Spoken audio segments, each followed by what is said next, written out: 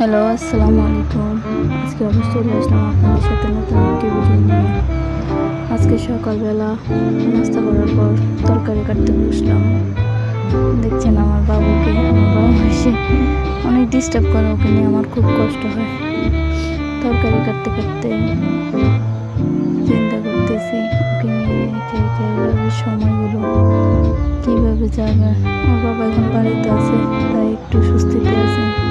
বাবা চলে গেলে আমার অনেক কষ্ট হবে ওকে নিয়ে। আজকে সকাল 10টা 40 মিনিটে হঠাৎ করে মারাত্মকভাবে ভূমিকম্প আসে। এই ভূমিকম্প মানুষের এমন ক্ষতি করেছে, গত কয়েক বছরে এমন ভূমিকম্প আর দেখা যায়নি। আমি তো অবাক হয়ে উঠছি। হঠাৎ তরকারি কাটতে কাটতে ঘরে সব লন্ডভন্ড হয়ে গেছিল, ভয় পেয়ে গেছিলাম।